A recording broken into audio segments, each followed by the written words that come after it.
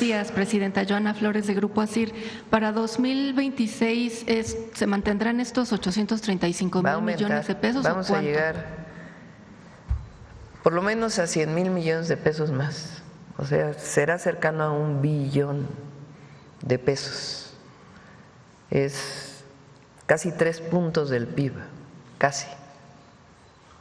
¿Y beneficiarios serán más de 33? Serían más, porque este año estamos entrando a más familias o estamos apoyando a más familias, porque va a aumentar o vamos a cumplir con nuestro compromiso con las mujeres de 60, 61 y 62 años.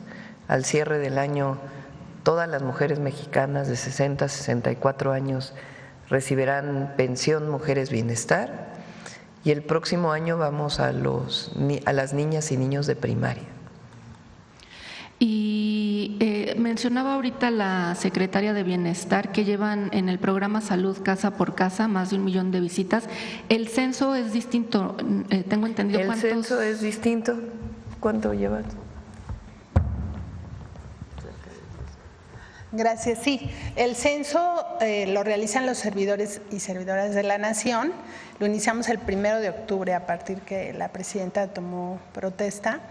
Y a la fecha llevamos más de 9 millones de visitas. Continuamos con las visitas. De hecho, el fin de semana estuvimos ajustando toda nuestra estrategia para concluir el censo más tardar el 15 de agosto. Y preguntarle de las visitas, bueno, me entiendo que obviamente hay Secretaría de Salud está haciendo los diagnósticos, pero en este 1 millón de visitas que han realizado, no sé si ya han encontrado que había personas que no sabían que tenían ciertos padecimientos. ¿Qué porcentaje han encontrado de esta población? Sí, bueno, 3 cosas importantes de la visita. Primero, la historia clínica, que es muy importante. Todos van a tener la historia clínica y todos los 3 organismos de salud, IMSS, ISSSTE, IMSS Bienestar, van a tener acceso a esa información. Esto es importante porque algunas personas piensan que es acceder a Salud Casa por Casa o optar por su seguridad social que ya tengan, y es complementario. Entonces vamos a atender de manera universal. Entonces la historia clínica es fundamental. Lo segundo es que hemos atendido situaciones de emergencia o urgencia que se requerían atender en el momento, que no podía esperar a ir a una consulta posterior, y nos han apoyado los organismos de salud, todo el sector salud, inclusive los institutos nacionales, para referir a las personas. Y lo otro es que hemos detectado a personas que no tenían un diagnóstico, principalmente de hipertensión. Esa es la mayor prevalencia de quienes no lo sabían y que con la visita se está detectando. E inmediatamente los enviamos también al centro de salud. Recordar que es el programa de atención preventiva y de primer nivel. Los mandamos al centro de salud más cercano a su domicilio, independientemente si tiene seguridad social o no la tengan. Se les envía para que inicien su atención médica ya en el centro de salud. Muchas gracias. Y, Presidenta, me gustaría preguntarle en otro tema sobre lo ocurrido este fin de semana en la Ciudad de México.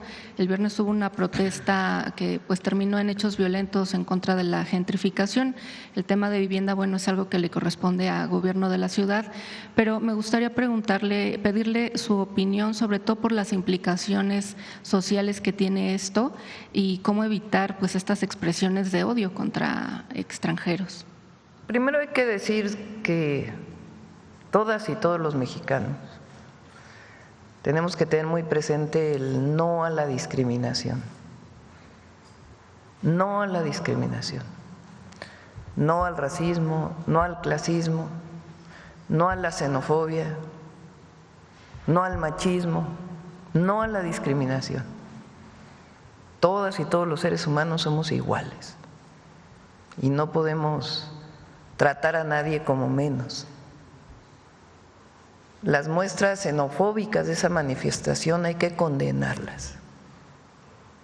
No puede ser que por una demanda, por más legítima que sea, que es la gentrificación, la demanda sea fuera cualquier nacionalidad de nuestro país. México ha sido solidario, fraterno siempre.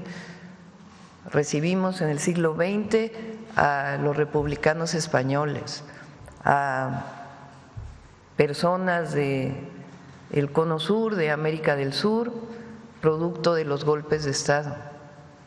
Hemos recibido a guatemaltecos que por violencia, por discriminación, han llegado a nuestro país. México es un país abierto al mundo y no es discriminatorio. Entonces no pueden justificarse las actitudes xenofóbicas. Eso para empezar. De igual manera lo que vimos que se hizo viral de esta mujer que con una discriminación, un clasismo, un racismo aberrante se dirigió a un policía de la Ciudad de México. Eso no puede existir en nuestro país y hay que señalarlo siempre. Entonces eso es lo primero, ni xenofobia, ni racismo, ni clasismo, cero discriminación en nuestro país.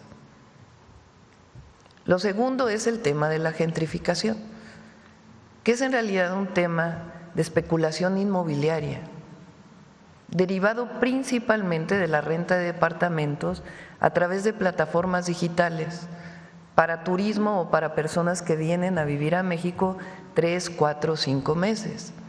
Fue un fenómeno que se dio después de la pandemia, los llamados nómadas digitales. Mucha gente que sigue trabajando a distancia de otros países del mundo, muchos de ellos estadounidenses, que vienen a México, porque México pues es un país maravilloso y la ciudad es una ciudad hermosísima donde mucha gente quiere vivir, y vienen a México a pasar un tiempo trabajando. Las personas que vienen a México tienen que respetar nuestra ley y de la misma manera no pueden tener ninguna actitud discriminatoria, menos ante un pueblo que les está abriendo los brazos. Y desde la ciudad, y vamos a apoyar en lo que haga falta con la SEDATU, buscar los mecanismos de regulación para que no se encarezca la vida en estos lugares. Porque en efecto, particularmente la Condesa, la Roma, pues ya hay mucha especulación inmobiliaria derivada de la renta de Airbnb y todas estas plataformas digitales que rentan espacios. Digo esta marca, pero hay muchas otras plataformas. Entonces, pues no puede ser el encarecimiento de la ciudad y menos lo que se llama la gentrificación, que es expulsar a las personas que han vivido ahí por años y años y que la carestía de la zona pues acaba por expulsarlos del lugar. Tiene que haber inclusión siempre, no es tolerancia, es inclusión.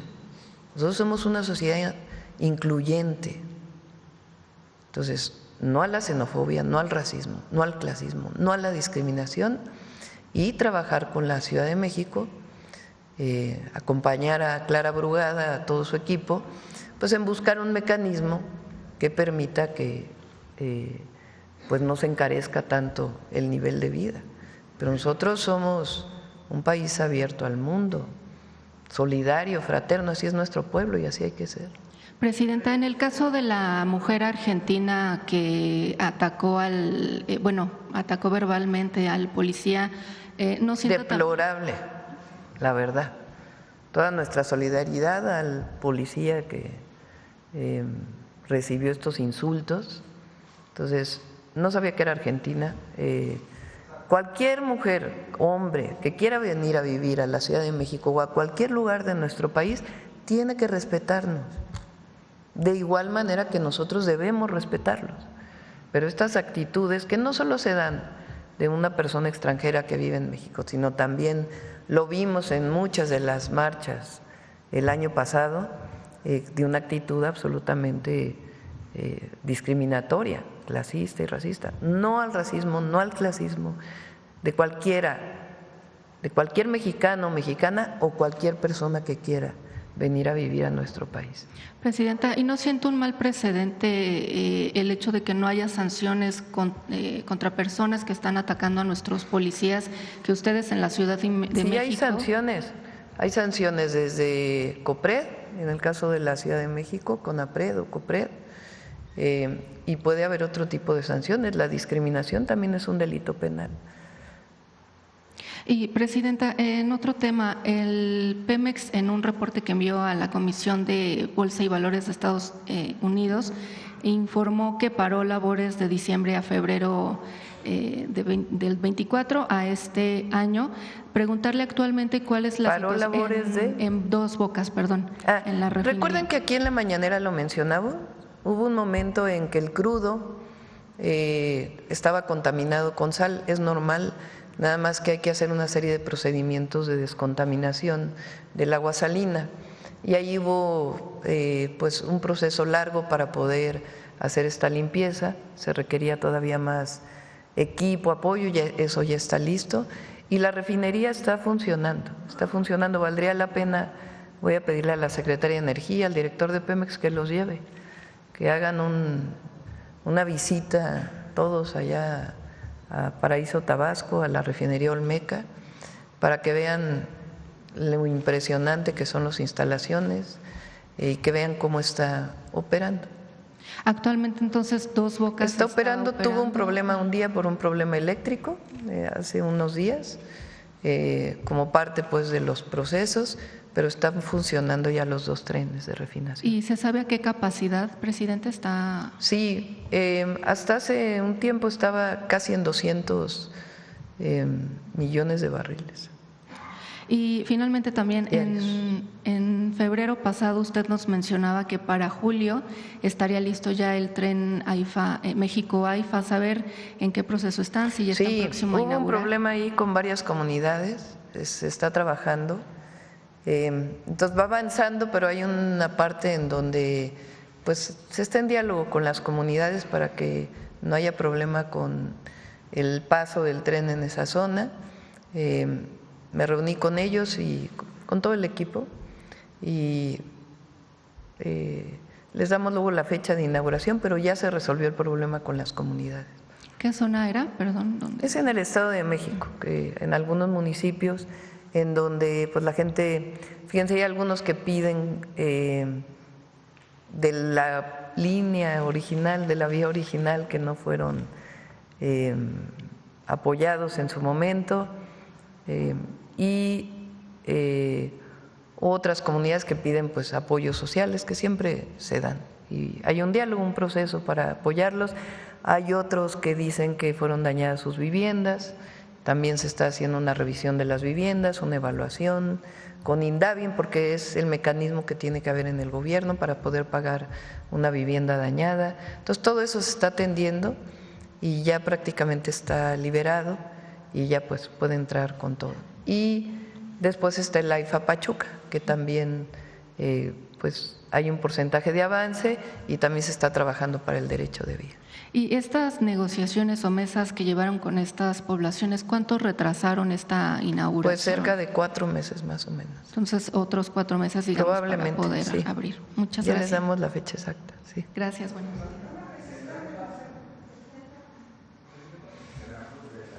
A ver, vamos a ver. A ver acá, porque tú ibas a agarrar el micrófono. Luego ya vamos. Gracias, Presidenta. Juan Bautista, de Voces del Periodista. Presidenta, de los 2,5 millones que hay de población afrodescendiente, este fin de semana, y usted especialmente el día de ayer estuvo en Zaragoza, los antropólogos e historiadores señalan que el último eslabón de la cadena social en una visión neoliberal eran los indígenas, y los últimos de los últimos, los olvidados, como esa película de Luis Buñuel, son los afrodescendientes.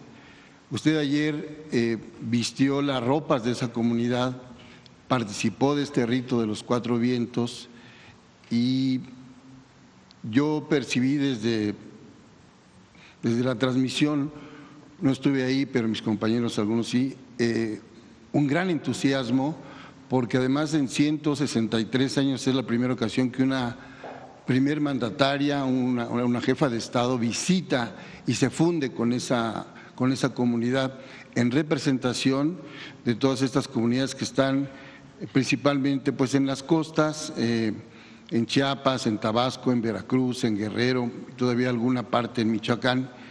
Yo quisiera primero preguntarle cuál fue su percepción ayer, que yo veo ahí un un ícono en la historia haciendo justicia a esta parte de la comunidad más olvidada de México.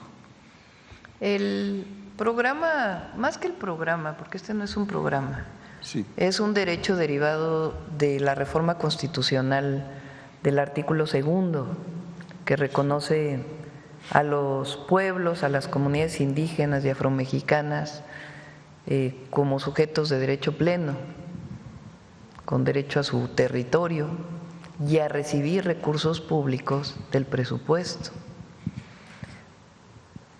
En estos eventos digo que ni en la Constitución de 1824, ni en la de 1857, incluso ni en la de 1917, que reconoce tierras comunales y ejidales, se reconoció a los pueblos indígenas, y menos a los afromexicanos.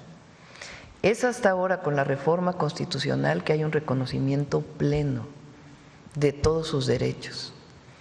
Y derivado de ello, por primera vez en la historia, hay un presupuesto directo a las comunidades indígenas y afromexicanas. Normalmente el presupuesto se dividía en federal, estatal y municipal, y lo demás pues eran pequeños apoyos que se daban a una u otra comunidad. Por primera vez todas las comunidades, todas, indígenas y afromexicanas, están recibiendo un presupuesto directo, y eso va a ser ya por siempre, tiene que quedar perfectamente establecido en las leyes. ¿Cómo se entregan estos recursos? Pues a través de sus formas, de las formas tradicionales de organización, que es la asamblea. Se hace una asamblea, las comunidades nombran al comité de ejecución, al comité de vigilancia y a su tesorera, que es mujer. Se les da un recurso derivado de una fórmula, porque es parte del presupuesto del FAIS, que es un presupuesto que existe desde hace algunos años, pero que nunca había tenido una parte directa a las comunidades. Entonces, es una fórmula que se deriva de dos variables principales: población, qué tanta población tienen, y marginación, nivel de marginación. Hay comunidades que van a recibir 100 millones de pesos, hay comunidades que van a recibir 200,000 pesos porque tienen 1,000 habitantes en una comunidad y en otra pues tienen decenas de miles de habitantes o incluso centenas. Entonces se hace la asamblea, votan qué proyecto, votan a sus comité de ejecución, de vigilancia y a su tesorera, y reciben una tarjeta del bienestar donde van a tener ellos que comprobar sus recursos, como cualquier recurso público que deba ser comprobado. Entonces es la primera vez que ocurre eso y hay una enorme algarabía, porque aunque es poco presupuesto, son 13,000 millones de pesos, claro, de 0 a 13,000 millones pues es muchísimo, pero es poco presupuesto en función pues de la deuda histórica que tenemos con los pueblos indígenas y afromexicanos y vamos a buscar aumentarlo cada año. Pero hay mucha algarabía por el reconocimiento, o sea, son 300 años de colonia y más de 200 años de la vida independiente y nunca se había reconocido a una comunidad, a un pueblo, para recibir directamente su presupuesto. Y ayer particularmente pues es la zona olmeca, es la cultura madre. A unos kilómetros de ahí se encontraron las cabezas olmecas que están en el Museo de Jalapa, otras en el Museo de la Venta, aunque es de otra zona. Entonces imagínense, la olmeca pues tiene 3,000 años. Entonces sí es algo muy simbólico y pues sí hay mucha alegría y es muy hermoso, la verdad, es algo inenarrable, el cariño y el amor mutuo, porque es mutuo. Sí, eso se percibió. Solamente haría otra pregunta, Presidenta. El fin de semana después de que se anunció la detención de Julio César Chávez Jr., en las redes sociales, en los programas de televisión, viernes, sábado, domingo y todavía hoy en la mañana, se está intentando construir una narrativa igual que el sexenio pasado, tomar ciertos cabos en el caso de este chico, que el mismo papá, Julio César Chávez, la gran leyenda, ha hecho pública su posición de respaldar a su hijo, incluso de llevarlo a atención médica y psiquiátrica, con mucha valentía como padre enfrentado a esa situación, pero pareciera que algunos personeros de medios tradicionales y medios comerciales tratan de ligar la historia del padre con el hijo cuando son situaciones totalmente distintas e intentan ligar el tema del narcotráfico con apoyos a la Cuarta Transformación. Entonces se está construyendo una narrativa y yo quería preguntarle sobre eso, Pero presidenta. ya tiene tiempo, ¿no? Sí. No es nuevo. Sí. No es nuevo el narcopresidente. Sí. No tiene cabida, pues no tiene asidero en la gente porque pues cuando se inventan cosas pues no hay manera de… Cuando hay una acusación pues tiene que demostrarse y particularmente si es penal pues tiene que haber pruebas para que haya una carpeta de investigación y un juez tiene que revisar las pruebas para ver si emite una orden de aprehensión. Entonces, yo creo que es importante decirlo, nosotros no establecemos relaciones de contubernio con nadie. Con nadie. Nosotros defendemos un proyecto que tiene como eje la honestidad y la justicia. Entonces, si hay una orden de aprehensión, como en este caso hay una orden de aprehensión, pues la Fiscalía tiene que explicar cuáles son las pruebas. Si vienen de una investigación, inteligencia donde participa la Secretaría de Seguridad y Protección Ciudadana como coadyuvante del Ministerio Público, pues tienen que presentarse las pruebas, siempre. En México todo el mundo es inocente hasta que no se demuestra lo contrario. Pero, pues cuando hay una orden de aprehensión, pues hay pruebas que sustentan. Gracias, presidente. Sí. A ver, vamos a ver. A ver sobre gentrificación. Muchísimas gracias, presidenta. José Manuel Fuentes, de Capital 21, Corazón de la Capital. Preguntarle ahorita que mencionaba esta parte de regular las aplicaciones. Últimamente, y está documentado, de que las inmobiliarias se aprovechan de que existen predios cuyos dueños carecen de escrituras y por medio de demandas legales o amenazas hostigan a los habitantes para después ofrecerlos en aplicación de hospedaje. Para este tema, pues en la ciudad se ha instalado una mesa contra el despojo. Preguntarle si usted considera más adelante una iniciativa para combatir esto, no solamente en la Ciudad de México, porque también se da en otras entidades, en Guanajuato, en Michoacán. O sea, está documentado de que las inmobiliarias están acaparando pues este sector, presidente. Quién sabe qué se cayó allá atrás. Hay delitos que son del fuero común y la Federación tiene que apoyar para que se fortalezcan las capacidades institucionales y todo el apoyo que tiene que haber. No todos los delitos pueden ser del fuero federal. Entonces, en este caso del despojo, pues hay que apoyar a la Ciudad de México y a todas las entidades federativas donde se presente. El Estado de México también ha presentado distintas iniciativas referente a este tema.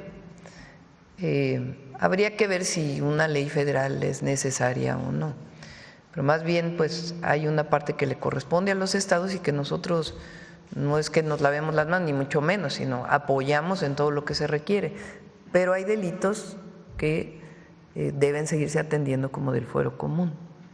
Porque también este fin de semana la jefa de gobierno anunció que iba a lanzar prácticamente en una semana varias varias medidas, una estrategia para combatir este tema. Sí, no lo mencionó, estuvo como todos los lunes, en el Gabinete de Seguridad. Es muy buena jefa de gobierno, Clara, y pues está ocupada con el tema de la gentrificación y está buscando los mejores mecanismos para que se respete a la población original y que no sea la carestía o algún abuso el que obligue a una persona a salirse de su hogar por la carestía. Martí Batres, como jefe de gobierno, cuando queda Martí, él hizo una regulación para las plataformas, que pues hay que revisar esa regulación y ver hasta dónde ha funcionado y qué le falta, y pues seguir trabajando. Hay ejemplos en otras ciudades del mundo. Barcelona tiene ejemplos de estos, donde ha crecido también la gentrificación y el aumento de las rentas. Entonces, pues hay que ver los mecanismos que permitan recibir visitantes y al mismo tiempo pues que no se generen estos mecanismos de gentrificación. También a lo mejor con Profeco se puede ayudar cuando estaba en la jefatura de gobierno se hizo un programa para revisar que se cumplan las normas de los restaurantes, porque también son los restaurantes de ciertas zonas de la ciudad o de zonas muy turísticas en México, pues tienen precios elevadísimos. Entonces hay una serie de reglamentos que se deben cumplir, tienen que mostrar el menú afuera del restaurante para que la gente no le diga, pues ya entraste y ahora te cobro por cubiertos 500 pesos, más no sé cuánto, y la gente no sabía. Entonces tienen que haber información para saber realmente cuánto cuesta y también pues que no haya estos precios elevadísimos en restaurantes de estas zonas, ¿no? También Profeco puede seguir ayudando en este proceso. También, por último, de este tema, la jefa de gobierno también hablaba y llamaba a los capitalinos, a los capitalinos a mostrar sus propuestas sobre el tema de la gentrificación. ¿Usted considera que sí es importante ampliar el diálogo y sumar propuestas ciudadanas sobre esta situación? Siempre la participación ciudadana es muy importante, pero sí es importante. La gentrificación es un fenómeno que hay que atender, pero no se pueden justificar actitudes xenofóbicas. Eso no. Y también cualquier persona que venga a vivir a nuestro país será bien recibido, que cumpla siempre con las leyes, con las normas y también que sepa apreciar a un pueblo maravilloso, que es el pueblo de México. En el último tema que me gustaría abordar… Y que no haya actitudes discriminatorias también de quien viene a visitarnos. Muchas gracias, presidenta. Otro tema tiene que ver con internacional.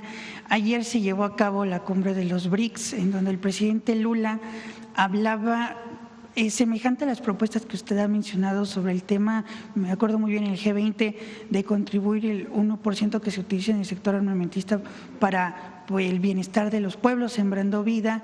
Lula hablaba también del tema de por qué se aumentó el 5% del Producto Interno Bruto en la organización de la OTAN, hizo también pues críticas de estos conflictos que hay en el mundo, preguntarle si tiene información de cómo le fue al canciller. En la dependencia, la Secretaría de Relaciones Exteriores informó que se estaba también hablando de su propuesta, otra propuesta que usted tiene sobre este foro del desarrollo económico, preguntarle si también se hizo énfasis en esta propuesta y también en Sembrando Vida, presidenta. Hemos presentado dos propuestas a los tres eventos que hemos asistido y ahora el canciller estuvo como invitado en la reunión de los BRICS y las propuestas son que se destine al menos el 1% de lo que se destina para la producción de armas en el mundo, para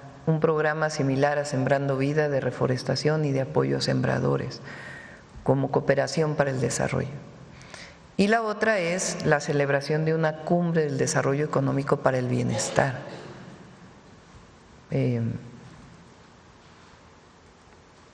El desarrollo económico, no el crecimiento económico, porque es distinto. el crecimiento económico habla esencialmente del incremento del Producto Interno Bruto, que es una manera de medir la economía de un país. Pero esa medición no te muestra la distribución de la riqueza o no te muestra el bienestar de las personas. Por eso hablamos nosotros de desarrollo económico sustentable que no afecte al medio ambiente y con bienestar, porque el interés más importante pues es en el desarrollo de un país pues es el bienestar del pueblo, el bienestar de la gente. Lo hicimos en la CELAC y lo hice en mi participación en el G7 y lo ha retomado el presidente Lula. Y frente a la situación que estamos viviendo en el mundo de incremento del gasto armamentista, que es increíble, la producción de armas no puede ser el motor del desarrollo, imagínense.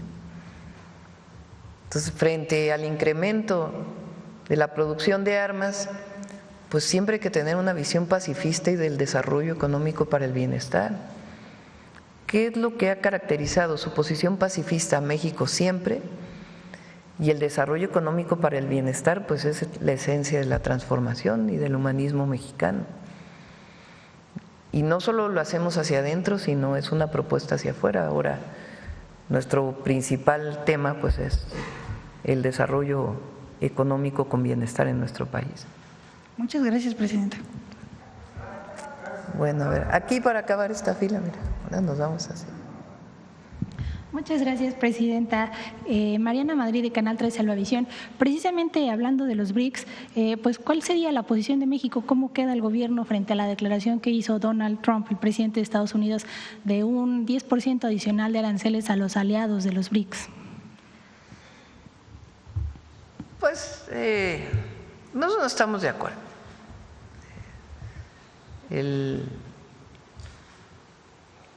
La relación entre los países debe ser de cooperación para el desarrollo siempre, esa es nuestra posición y además es una posición no solo por convicción, sino que está establecida en nuestra Constitución. Esa debe ser siempre la posición de cualquier presidente o presidenta de México. Ahora, pues viene un proceso de aquí a julio, agosto, pues de todo el tema de los aranceles con Estados Unidos. Y ahí estamos trabajando, nuestro equipo, el canciller Marcelo y el secretario de Hacienda, pues en pláticas, seguimos en pláticas con Estados Unidos. Respecto a este acuerdo global general que usted le propuso al presidente Trump, ¿ya hay alguna fecha para que se pueda firmar este acuerdo? No, seguimos trabajando ahí con Estados Unidos. Siguiendo con Estados Unidos, presidenta, con las inundaciones que ocurrieron en Texas, ¿tiene reporte el gobierno de mexicanos afectados? Sí, a ver si me lo pasas, por favor, de los mexicanos. Por cierto, 2 mexicanas jovencitas que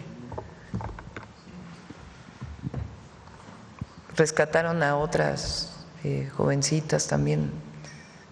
Da mucho orgullo, la verdad. Nuestro saludo, cariño y fortaleza. Nuestro pésame también para todos aquellos que fallecieron, todas las familias que perdieron algún familiar en estas inundaciones. Y esta es la nota de Relaciones Exteriores. Debido a las inundaciones, el Consulado de México en San Antonio brinda asistencia a 30 mexicanos, 9 solicitaron apoyo para regresar a México, 16 solicitaron la reposición de pasaportes por destrucción, 4 no hicieron petición ya que se encuentran en Estados Unidos con visa de trabajo y son asistidas por agencias contratistas. El Consulado de México en San Antonio se mantiene en constante comunicación con las familias y cuando las condiciones climáticas lo permitan visitarán los albergues. Muchas gracias, presidenta. En otro tema, ¿qué opinión le merecen los señalamientos recientes contra el expresidente Peña Nieto y la supuesta contratación de este sistema de espionaje Pegasus? Pues sí estuvo medio tremendo, ¿no?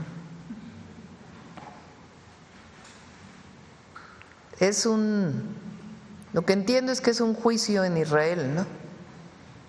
de 2 personas o 2 empresas, 2 personas que hicieron negocio en México y que pues entre ellos hubo un conflicto allá, y a la hora de pues que se hace público algunos de los elementos de este conflicto mercantil que tienen estos 2 empresarios, pues sale este asunto que dice que fueron 25 millones de dólares.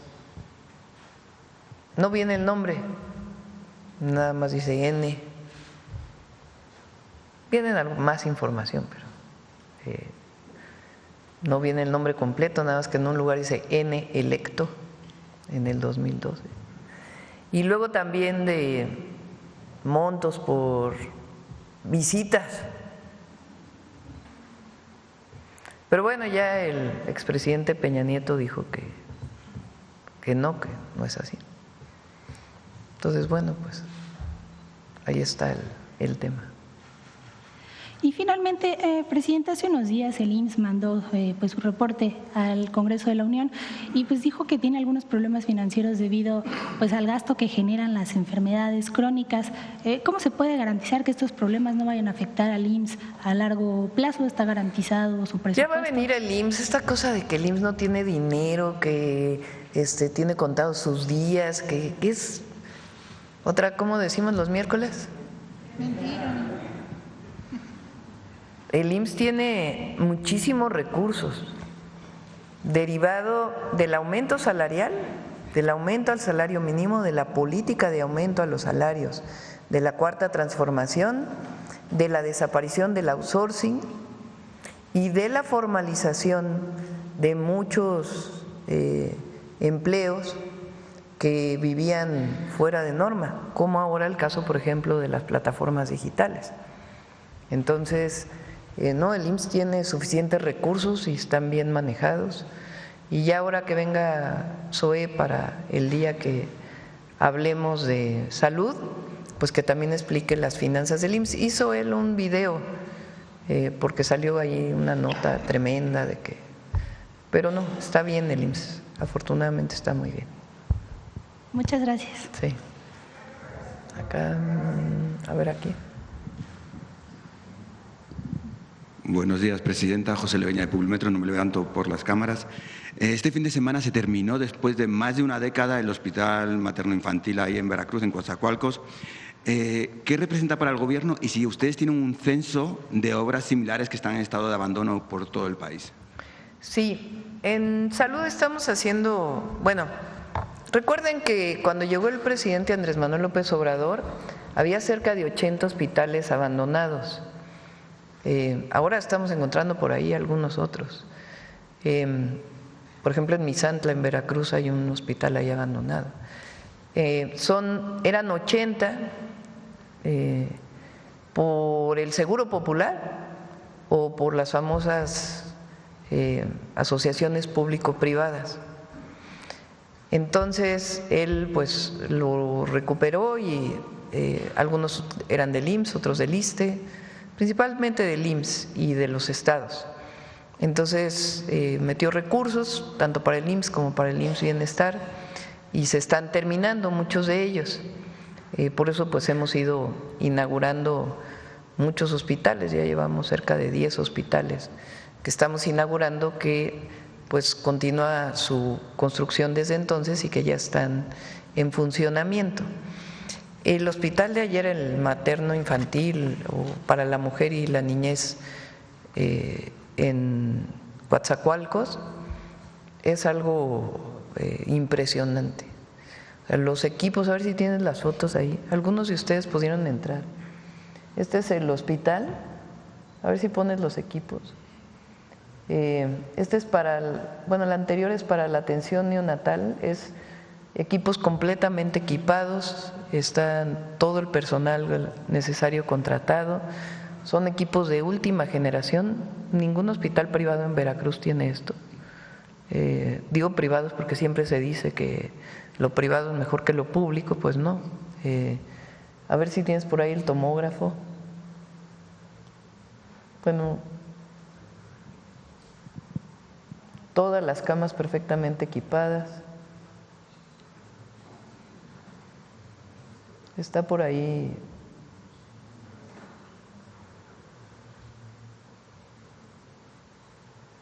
Hay una fotografía ahí del tomógrafo, a ver si lo puedes pasar. Están súper equipados, igual que las torres de cardiología y cancerología para atención a niños que visitamos en Puebla. Todos están muy bien equipados, pero particularmente el equipamiento de estos hospitales es algo impresionante. Por eso dije ayer, porque es de las zonas más pobres de la zona sur de Veracruz, tiene muchísimas comunidades indígenas con carencias todavía, y la atención hospitalaria para la mujer y la niñez pues va a ser algo extraordinario.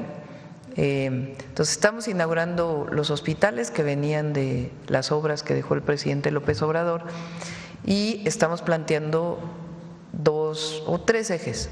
Uno, que no haya quirófano que no funcione en México, que todos los quirófanos tengan todo el equipamiento y todo. Ahí está el tomógrafo. Son todos de última generación. Entonces, que ningún quirófano, hay quirófanos en México que tenían, desde que se inauguró el hospital hace 20 años, sin funcionar, porque les faltaba algo, con la prisa de la inauguración lo inauguraron y nunca funcionó, porque ya después no compraron el equipo que se tenía que comprar. Se avanzó mucho. Recuerden además que con la pandemia, pues muchos de estos hospitales durante 2 años atendieron una sola enfermedad, entonces el COVID. Entonces ahora es que todos los quirófanos tengan todo lo necesario para pues adelantar todo el rezago que viene desde el COVID en cirugías. Imagínense, 2 años sin operar prácticamente, pues evidentemente pues hay un rezago que se va avanzando, pero todavía se requiere cubrir de todas las instituciones públicas. Entonces, todos los quirófanos, todo el equipo, el fortalecimiento del IMSS Bienestar como institución, y también nuevos centros de salud ampliados, que son centros de salud que tienen algunas camas para hospitalización y para atención de algo de traumatología y algo de partos no riesgosos, y nuevos hospitales también, principalmente el IMSS. Dentro de este tema, ayer hacía referencia a las constituciones mexicanas de 1824, 1857 y 1917, sobre el reconocimiento o la falta de reconocimiento de los pueblos originarios, afromexicanos, etc. Sin embargo, en la Ciudad de México el Zócalo sigue llamándose Plaza de la Constitución en referencia a la Constitución española de 1812. No sé si han pensado, junto con la jefa de gobierno, cambiar la denominación o la referencia del Zócalo a una Constitución mexicana, sobre todo por el tema del… ¿La Constitución de la Ciudad de México? No, es la Constitución de 1812. Hay una placa en el antiguo Palacio del Ayuntamiento que hace referencia a la Constitución aprobada en las Cortes de Cádiz en 1812. Sí, bueno, puede ser. Aprovechando el 7º centenario de la fundación de la ciudad. Sí, puede ser. El 26 de julio vamos a hacer esta celebración tan importante de México Tenochtitlan. ¿Y se podría considerar ese cambio de nombre? Pues, ¿a la ciudad? No, a la plaza. Sí, pues lo platicaremos con la jefa de gobierno. Por otro lado, se están desarrollando, aprovechando que está el secretario de Trabajo, unos foros para hablar con empresarios sobre la implantación de la semana laboral de 40 horas. Recientemente estuvo en Nuevo León y el gobernador Samuel García habló de incentivos fiscales para ir aplicando paulatinamente la semana laboral de 40 horas. Me gustaría saber si desde el Gobierno federal se podría plantear estos incentivos fiscales en todo el país, y si en los pueblos de desarrollo se podría aplicar como programas piloto. No, a ver, la semana de 40 horas se está discutiendo apenas, son los foros, y ya planteamos que es algo paulatino, y la idea es que todo el mundo esté de acuerdo, no que se tengan que aplicar incentivos fiscales por la semana de 40 horas, pues eso no tendría sentido. Más bien pues que todos estemos de acuerdo en cuál es el proceso para llegar a la semana laboral de 40 horas, qué sectores, cómo aplicarlo y muchas otras ideas que se están generando en los foros. En los polos de bienestar hay incentivos ya muy establecidos, pero no tienen que ver con la semana laboral. Y ya por último, aprovechando que está el procurador, si en todas estas inspecciones que se están realizando a las gasolineras en el país, también se está haciendo revisión a los servicios sanitarios que hay en estas gasolineras, puesto que hay muchos que están en situación precaria, no cumplen con criterios de calidad e incluso cobran por acceder a los baños, también en estaciones en áreas de servicio de las autopistas, para saber si están realizando este tipo de inspecciones. Y gracias. Sí, muchas gracias. En las gasolineras nosotros priorizamos la revisión de los instrumentos para verificar que volumétricamente cumplan con vender nosotros lo que es litros completos. A partir de ahí también analizamos algunas actividades comerciales en torno al establecimiento, incluso las propias tiendas de conveniencia que están cerca de ellas. Y lo que ahí hacemos es emitir ciertas recomendaciones, porque efectivamente si se cobra, pues se tiene que dar un servicio de calidad. Se hacen de manera tangencial o paralela, pero lo que más hacemos ahorita en estos procedimientos que estamos haciendo y más en la estrategia que tenemos coordinada con otras instancias, ASEA, Secretaría de Energía, Pemex, etcétera, es revisar que todos los permisos y que todos los dispensarios estén registrados, no tengan todos sus números de serie que concuerden con los elementos que están dentro de los dispensarios y que se despachen litros completos. Muchas gracias, presidente. Atrás.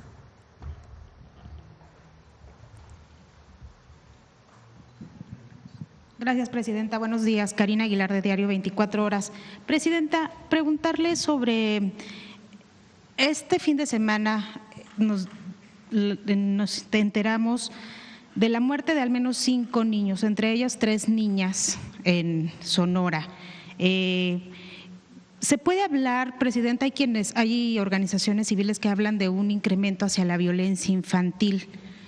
¿Están ustedes revisando este tema? ¿Usted podría hablar de un incremento hacia este tipo de violencias? Hoy lo pregunté en el gabinete. Vamos a hacer una revisión con las cifras. El caso de Sonora, hay un detenido, es el padre, el esposo, pues, el padre de la pareja de las menores y de la mujer. Y bueno, lo está investigando la Fiscalía de Sonora. Y vamos a revisar, siempre vamos a condenar pues cualquier feminicidio y obviamente violencia contra niñas y niños. Pero no tenemos, el gabinete no ha reconocido pues que que esté en los números hasta ahora, pero les pedí que lo revisaran para saber realmente si ha aumentado o no la violencia intrafamiliar y al mismo tiempo la muerte violenta de la infancia en nuestro país.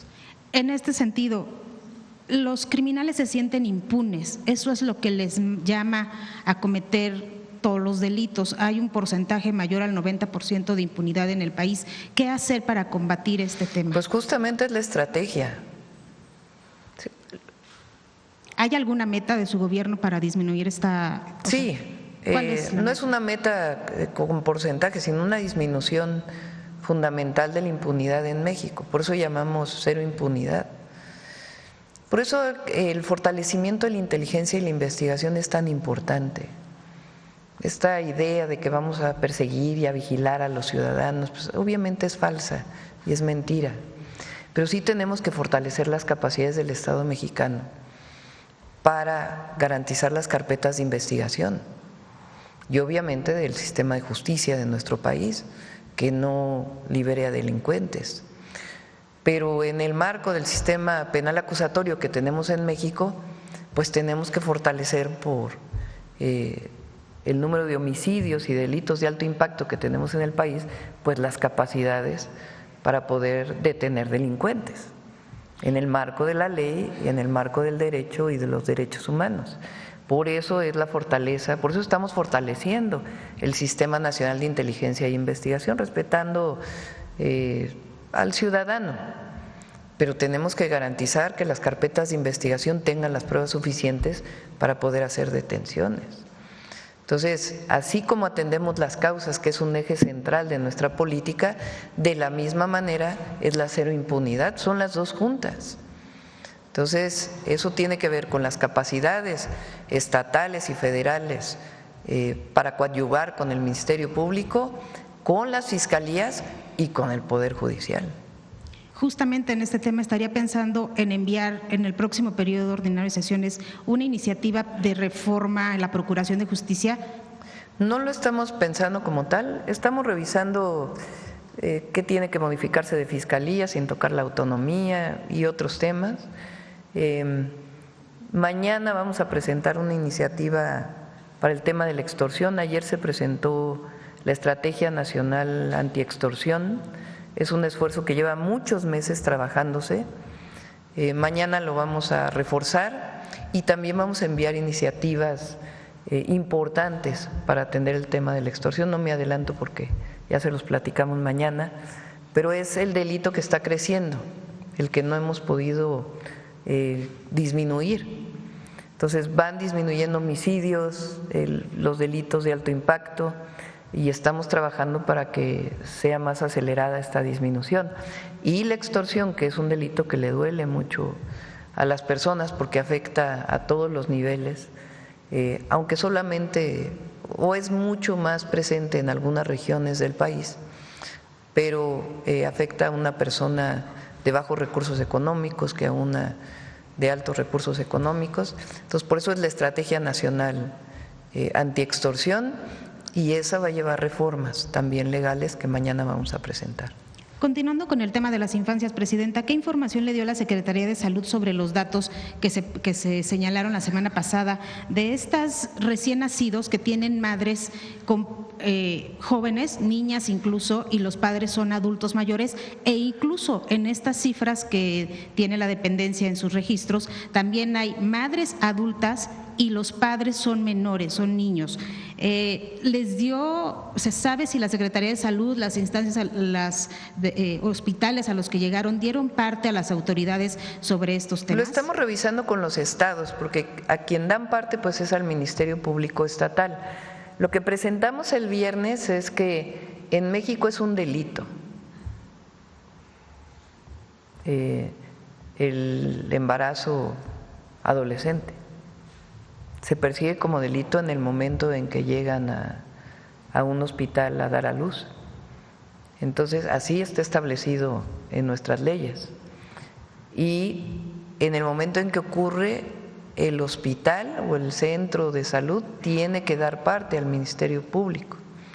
Por supuesto que no queremos que eso signifique que las madres no lleguen a un hospital, ¿verdad? Se protege a la madre siempre y al infante, porque son los derechos de las mujeres, de las madres y de los infantes, o de la niñez, pero así está considerado en las leyes mexicanas. Incluso está considerado que el casamiento, más allá de si está registrado civilmente o no, es a partir de los 18 años. Esa es una resolución de la Corte en el 2016. Y en otro tema, por último, de mi parte, Presidenta, en menos de 2 meses van a salir 500 juzgadores, quienes de acuerdo con la reforma deben recibir 3 meses de salario y 20 días por cada año laborado. Sin embargo, hasta ahora la Judicatura pues no les ha querido decir cuánto les corresponde. ¿Se garantiza esta indemnización, Presidenta, a los juzgadores salientes? Sí, lo que es por ley. Lo que dice Tiene que respetarse la ley, sí. Muchas gracias. Vamos a ver acá.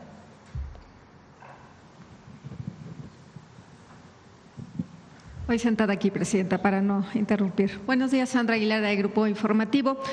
Solamente para precisar, nos estaba compartiendo tres acciones o tres planteamientos que haría en el tema de salud. Uno de ellos es que no haya ningún quirófano sin que se pueda brindar el servicio. Nos faltaron otros dos. Me quedé. Que no haya ningún quirófano sin servicio, el equipamiento, porque hay equipo que no tiene que ver con los quirófanos. Y el tercero, el equipo médico,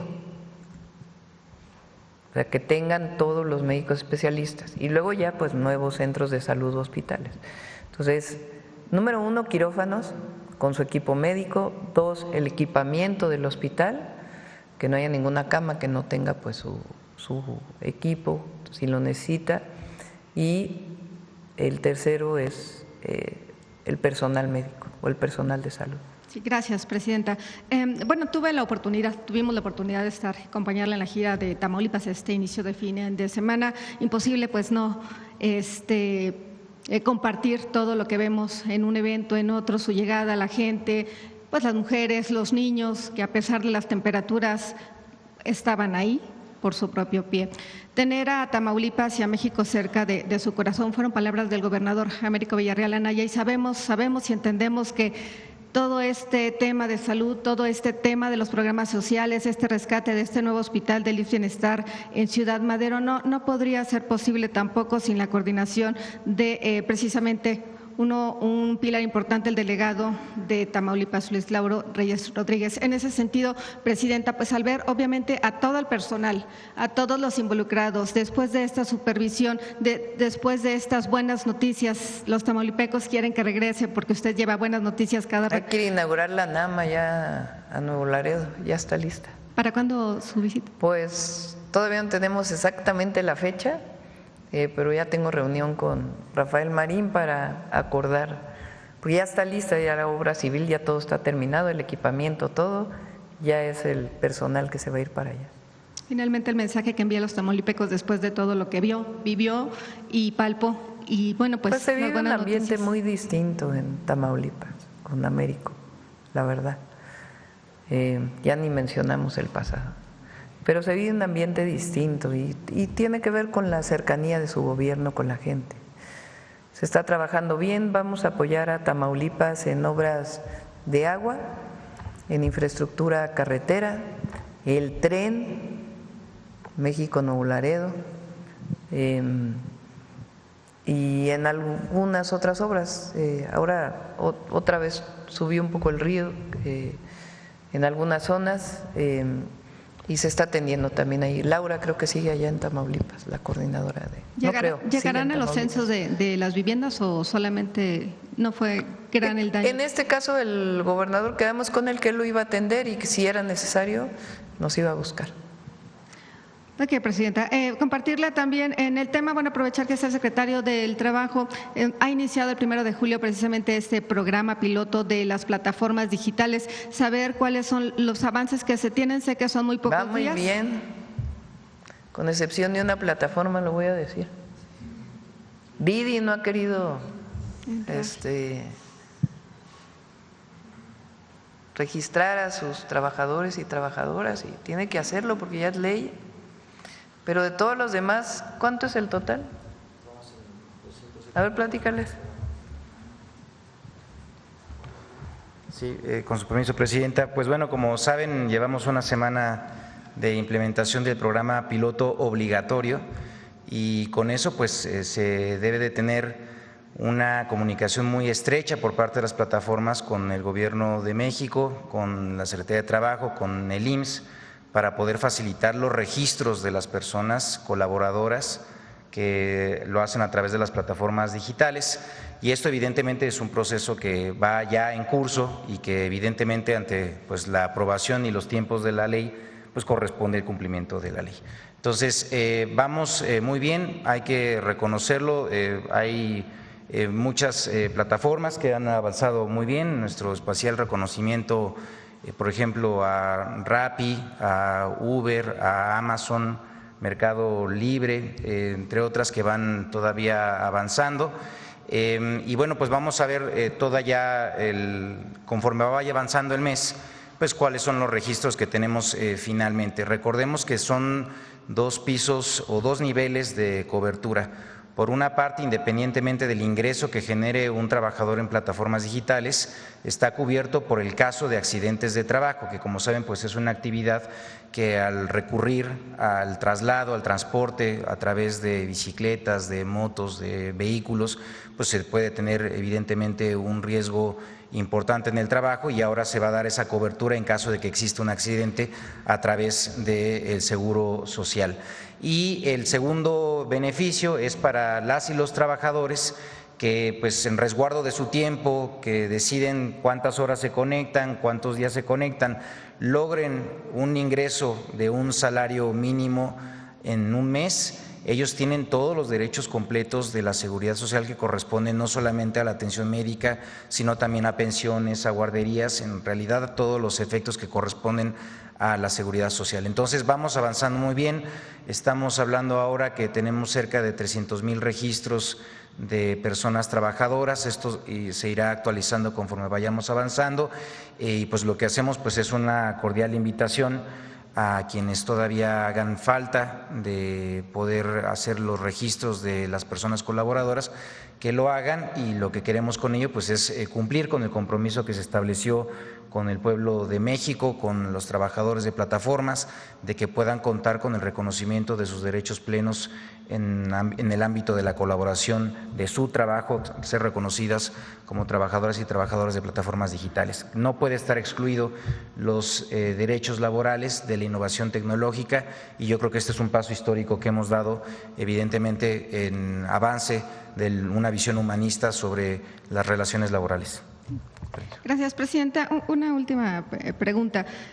Sabemos del trabajo que se ha realizado precisamente en las aduanas, sabemos del acercamiento inclusive que usted ha tenido directamente con los titulares de las mismas, ante algunas denuncias que han presentado inclusive trabajadores de las mismas. Sí es cierto, y en efecto hay un antes y un después. Usted tendrá tal vez el dato precisamente de la remoción de uno de los titulares, pues según denuncian los trabajadores, no querer acatar las nuevas reglas e instrucciones a cargo del general Ernesto Alejandro Vadillo, quien es el director y supervisor de estas aduanas. A través, insisto, de estas denuncias que han realizado, pues bueno, también denunciaron a don René Díaz.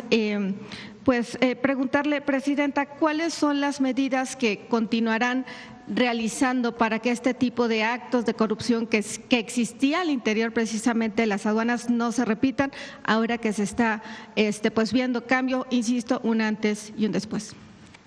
El mejor indicador es la recaudación de cada aduana. Obviamente se analiza con el número de pedimentos, o sea, cuántos productos o paquetes han entrado o contenedores, dependiendo de la aduana, y el valor de cada contenedor.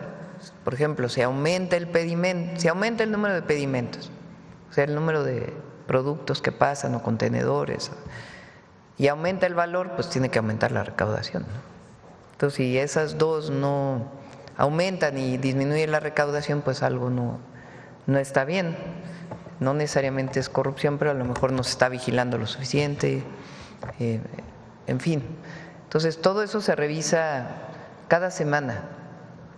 Yo los veo cada mes, pero hay un equipo de trabajo en donde incluso está la Secretaría de Seguridad y Protección Ciudadana, que está revisando permanentemente para ver pues que realmente estén entrando los recursos al erario público, que es lo más importante.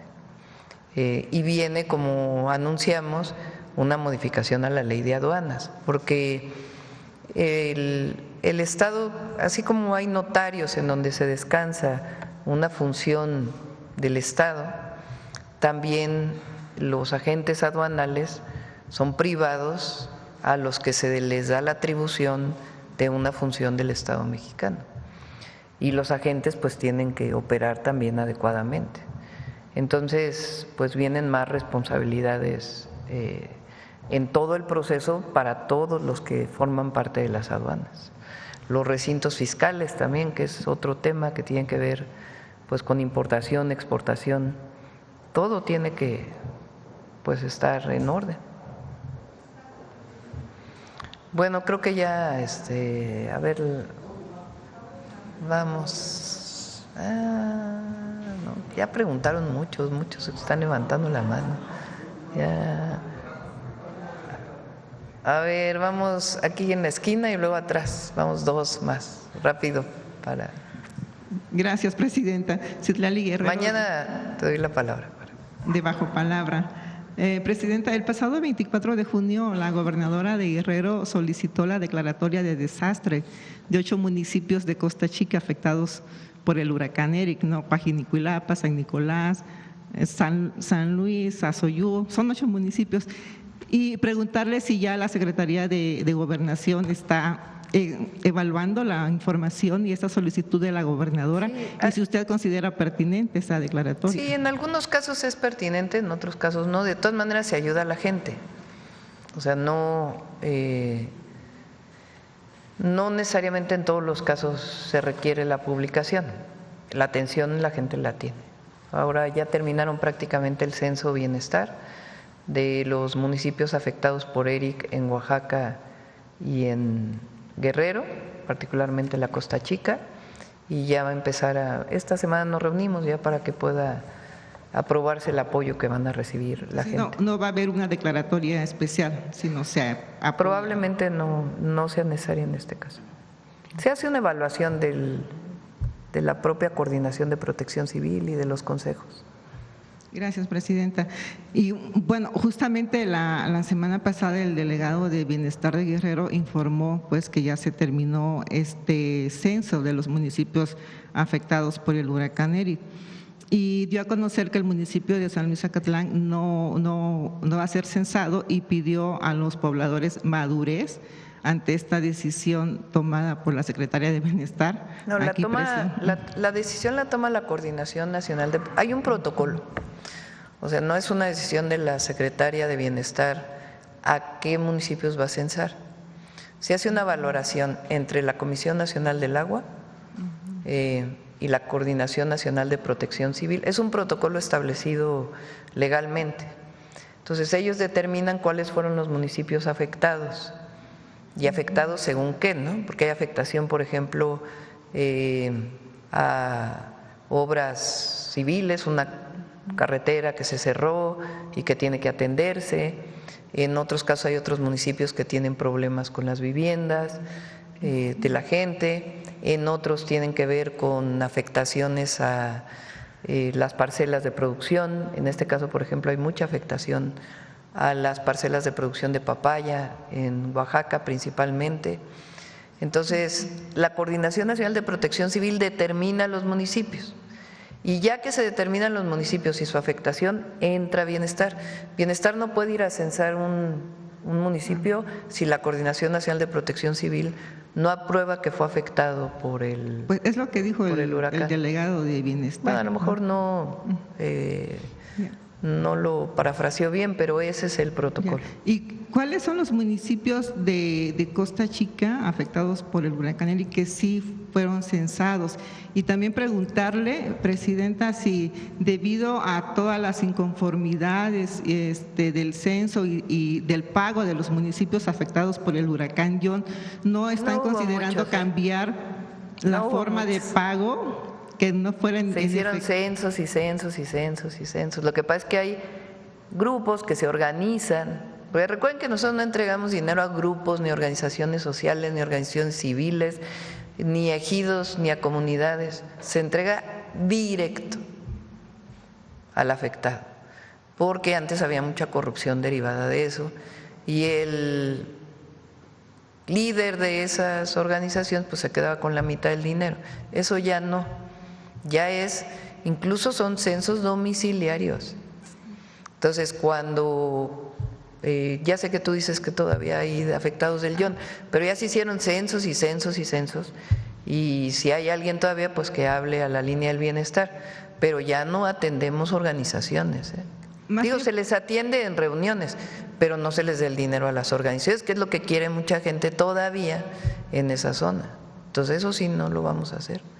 Más bien, presidenta, mi pregunta iba en el sentido de que si no están considerando en cambiar la forma de pago, que no sea en efectivo, sino que sea como en tarjeta, igual para que sea más seguro, ¿no? Y más directo, porque esto es lo que generó como muchas inconformidades, que los servidores de la Nación pues llevaban los sobres en efectivo, y como en este caso en Copala, que 73, que si eso fuera cierto, yo no podría ni pasar por esas zonas.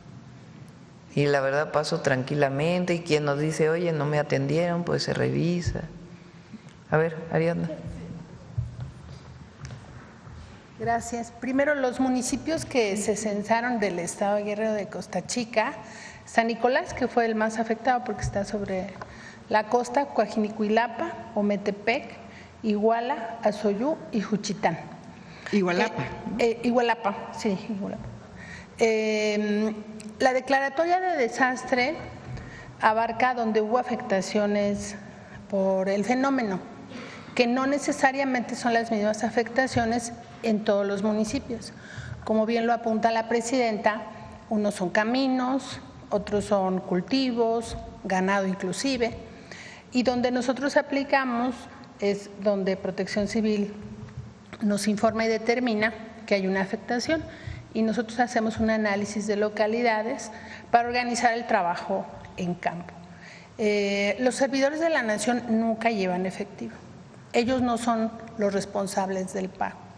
Los responsables son el Banco del Bienestar.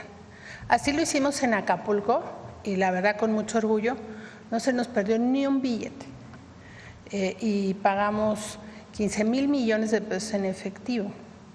Eso no tiene que ver la forma del pago con, pues como se ha comentado, que nuestro método desde el día 1 del gobierno del presidente López Obrador y con nuestra presidenta, toda la relación que había anteriormente para recibir los programas sociales en ese tiempo a través de las organizaciones concluyó. Y nosotros hacemos esta visita casa por casa, y bueno, la gente lo puede constatar. El modelo que se ha adoptado, distinto al del pasado, pues la gente lo reconoce, la población, porque nos dicen, antes no nos llegaba nada, nos daban una despensa pequeña en el momento de la emergencia y después se iban. Y pruebas hay muchas. La presidenta visitó una comunidad, una colonia en Acapulco, que son reubicados del huracán Paulina, que fueron colocados sobre el cauce del río. Y en Otis se inundaron, se destruyeron sus viviendas, y en Yon nuevamente el agua arrasó las viviendas, y ya se está realizando todas las tareas por parte de SEDATU para reubicarlos. Pero esto es muy importante y creo que la gente lo ha reconocido, pero a través de intermediarios no, a través de organizaciones, ni partidos, ni nada. Inclusive nos coordinamos con las autoridades estatales y locales, pero nosotros hacemos el censo con compañeros inclusive que no son de la región. Ellos nos apoyan de guía, porque los que vienen de Sonora o Yucatán no conocen los caminos. Ahora mismo tenemos todavía 400 compañeros de todo el país, justo para que también de manera interna nos organicemos bien y todo se haga con honestidad y mucha pulcritud. Por eso alcanza el dinero del pueblo. ¿Y cuándo empiezan los pagos, secretaria? Cuando la presidenta ya nos instruya los montos, pero lo más pronto posible, esa es la idea. Más tardar la próxima semana. Gracias, presidente. Igual en días recientes ha habido lluvias atípicas en Chilpancingo, lo que ha acrecentado como el deslizamiento, ¿no?, de la tierra, que ha provocado grietas, socavones, pues afectando a más de 600 viviendas en Chilpancingo. Entonces, la semana pasada, pues algunos vecinos dijeron pues que tienen temor porque hay algunas casas con daños estructurales, hay otras que están a punto del colapso, y bueno, preguntarle, presidenta, si usted tiene diseñado algún apoyo, algún programa especial. Cuando ocurren, digamos, fenómenos que no son huracanes, sismos, toquemos madera, que tienen que ver con lluvias atípicas, etcétera, normalmente lo atiende el Estado. Si el Estado solicita apoyo, entonces se lo damos. En este caso de Chilpancingo, pues hablaremos con la gobernadora. ¿No le ha solicitado el apoyo ni el presidente de Chilpancingo tampoco? No, tampoco. Y ya por último, Presidenta, unos días antes del huracán Eric, los presidentes municipales de Coajinicuilapa, San Nicolás, se reunieron con autoridades de Oaxaca justamente para hacer la primera asamblea masiva para la elaboración del Plan de Desarrollo y Justicia del Pueblo Afromexicano, y acordaron que en agosto iban a tener esta primera asamblea masiva en lo de Soto, Oaxaca, y están pidiendo como el acompañamiento, pues en este caso… Lo tienen del INPI.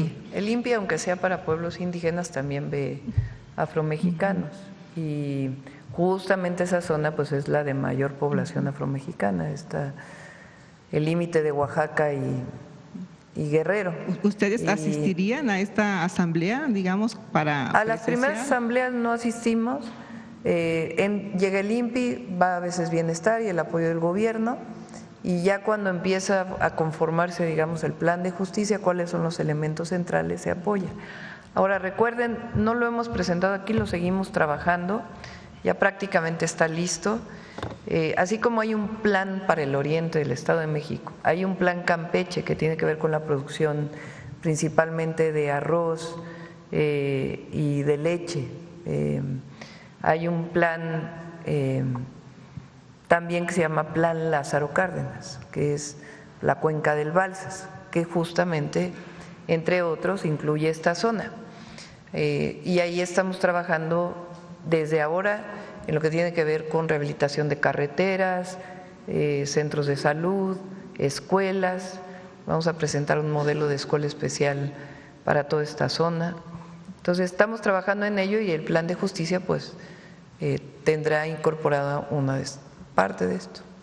O sea, el plan de justicia que usted está haciendo para el pueblo afromexicano, para la región específica de Guerrero y de Oaxaca, ¿usted está tomando en cuenta como estas asambleas que ya… Sí, tienen que estar tomadas en cuenta. Okay, además, de ahí parten. Los planes de justicia no se elaboran desde el gobierno, sería un absurdo. Tienen que elaborarse desde abajo, con la participación del gobierno. Esa es pues la virtud. Gracias, presidente. Sí. A ver, la última, breve, espero, para que ya venga. Gracias, presidenta. Buenos días a los funcionarios del subgabinete. Presidenta, con la nueva creación de la llave, ¿cómo se puede incluir a los adultos mayores que desafortunadamente pues no saben digitalmente registrarse para poder obtener la nueva CUR digital? Sigue el trámite en ventanilla, sigue. Entonces ese no se suspende. Lo que queremos pues es facilitarle la vida a las personas, y que cada vez que haces un trámite no te pidan 5 veces los mismos papeles, sino que haya un archivo resguardado con datos personales que tenga pues tu comprobante de domicilio, tu acta de nacimiento, de tal manera que los documentos que emite el gobierno o los gobiernos estatales pues no tengan que pedirse otra vez cada vez que se hace un trámite. Ese es uno de los objetivos, y facilitarle la vida a las personas. En los donde van a seguir las ventanillas, pues ahí va a haber asesoría para que se pueda tener la llave, si es que así lo deciden. Presidenta, también, bueno, sabemos que es reciente la creación de la plataforma. ¿Usted ya ha platicado con los asesores digitales de la creación de la plataforma para blindar un poquito más el tema de identificación de las personas que empiecen a realizar los trámites? Está blindado. Pues, o sea, para poder hacer llave, pues se hizo todo un programa de ciberseguridad para garantizar el resguardo de los datos personales. Ok, presidenta. Como segundo tema, no me presenté, soy Víctor Buendía para Víctor Blogs y México Informa de YouTube. Presidenta, le había escuchado la semana pasada ya la inversión que se va a hacer en el oriente del Estado de México, incluso estuvo la gobernadora, estuvieron los gobernadores que están incluidos en esta… Los presidentes municipales. Los presidentes municipales. Usted sabe perfectamente que la zona de donde se encuentra el Peñón siempre se inunda cuando llueve muy fuerte. incluso hasta se suspende las actividades de la línea que se encuentra, que recorre hacia el Estado de México. ¿Usted ya sabe si hay allí inversión para que ya no haya afectaciones hacia los usuarios que se trasladan de Chalco hacia la Ciudad de México y viceversa? Si ya tienen allí revisar pues las inundaciones. Es parte del programa, es parte del programa del Oriente. Y no sé si usted se acuerda. Y bueno, con la Ciudad de México, sí, obviamente. Sí, Presidenta. No sé si usted se acuerda, Presidenta, una vez que vino a visitar al presidente López Obrador, le comentaba que el periférico o el anillo periférico que comunica a la calle 7 se encuentran. Todo el mercado de cárnicos, sí. Sí, llegando hacia el Estado de México, donde se encuentra la Colonia del Sol, hay unos puentes que están. Ahí cerquita creció Ariadna, el otro día nos estaba platicando. Sí. Ahí creció la secretaria. Sí. No funcionan esos puentes, Presidenta, incluso se vuelve un. Son los de la Alameda Oriente, creo que le llaman. Ajá. Esos se están arreglando. Ajá. Se dañaron en el 2017 sí. Y no se habían corregido. Ya inició en uno la rehabilitación y está por iniciar el otro. De hecho, se están demoliendo más bien. Se están demoliendo y se van a construir nuevos. Se van a construir nuevos sí. Entonces. Ok, sí. Presidenta, eso era todo. Muchas gracias. Bueno, vamos a Humanismo Mexicano.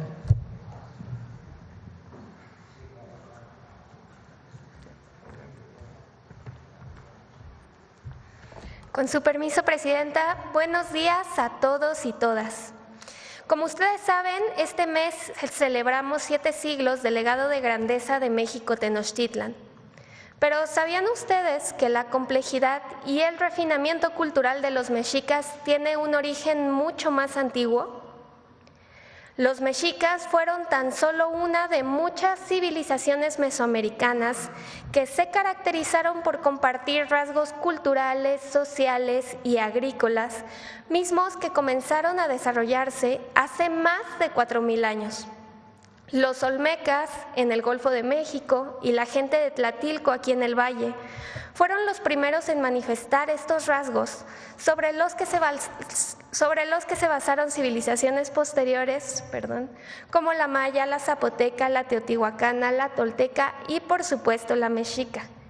Por eso el día de hoy les invitamos a conocer estas características únicas de los pueblos mesoamericanos, que son legado de grandeza y por supuesto una de las raíces profundas del humanismo mexicano. Por maíz como especie principal, acompañada por frijol, calabaza, chile y tomate. La milpa es una combinación de cultivos virtuosa que protege la fertilidad del suelo y contribuye a conservar la diversidad biológica y el ecosistema.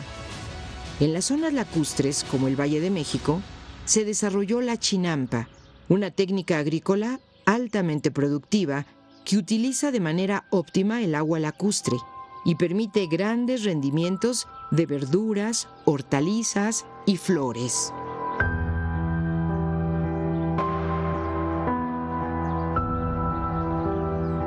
Esta compleja agricultura no hubiera sido posible sin el conocimiento y medición del tiempo, de las estaciones del año, de un preciso calendario agrícola de 365 días, complementado por un calendario sagrado de 260 días que normaba sus rituales y ceremonias religiosas.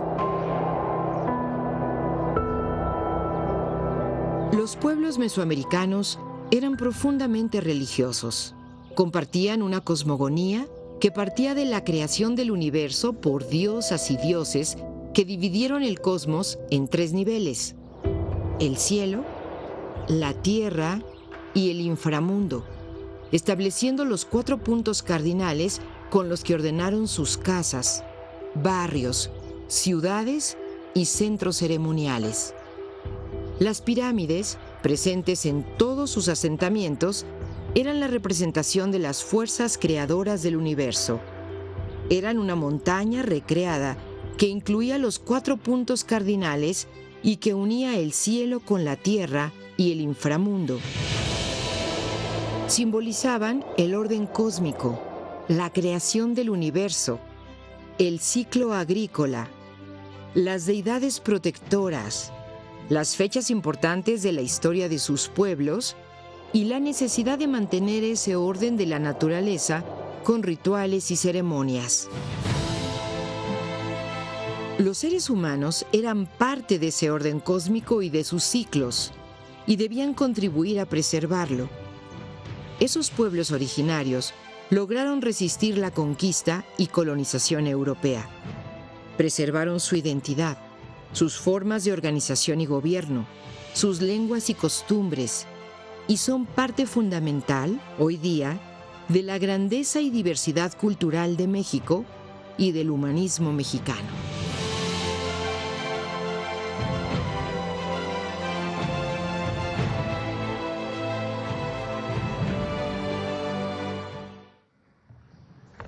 Muchas gracias.